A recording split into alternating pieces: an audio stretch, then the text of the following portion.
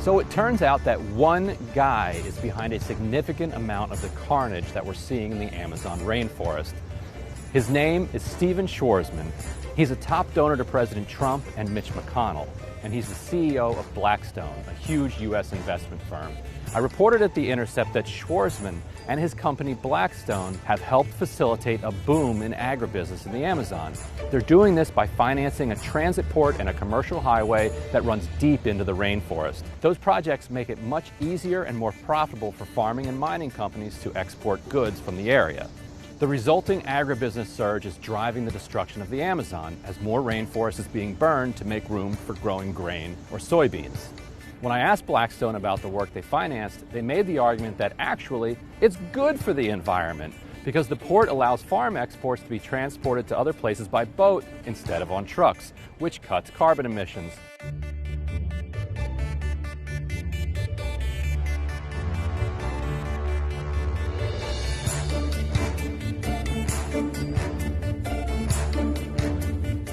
And yes, great, that's true. But it also reveals the self-destructive insanity of the capitalist view of the world. To firms like Blackstone, the only question is how grain from the Amazon can be exported more efficiently, not whether the Amazon should be destroyed to make way for agribusiness. On the other side of the debate is everybody who's worried about our continued ability to support life on this planet. The Amazon needs to be preserved in order to stave off a climate apocalypse, and developing the region with ports and highways undermines that. And it's not even profitable in the long term. The farms created by destroying the Amazon can only grow crops for about 10 to 15 years before they turn into equatorial desert, and new land needs to be cleared. But it's all about short-term profits. Stephen Schwarzman is one of the world's richest men.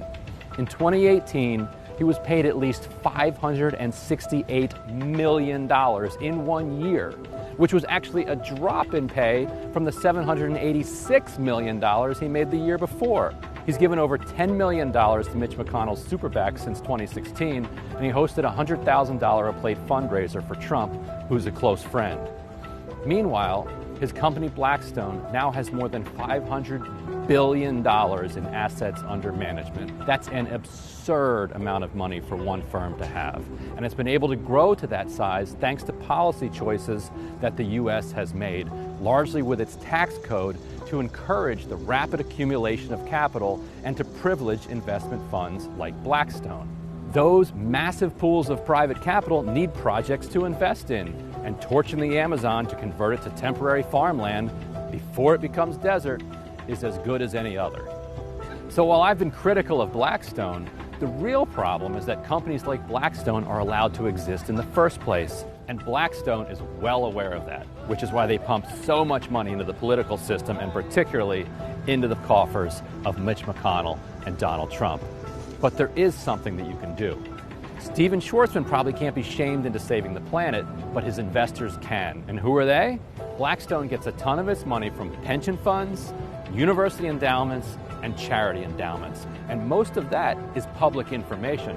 So if you're getting a pension, or you go to college, or you work at a charity, check to see if they're giving money to Blackstone. Check to see if you're giving money to Blackstone. If you are, you're helping the world burn. Post that information on Twitter, tag me if you want, or otherwise get it into the hands of journalists who can ask if the investor is truly comfortable with how their money is being used. Deforesting the Amazon might make for a nice short-term windfall, but it's long-term suicide.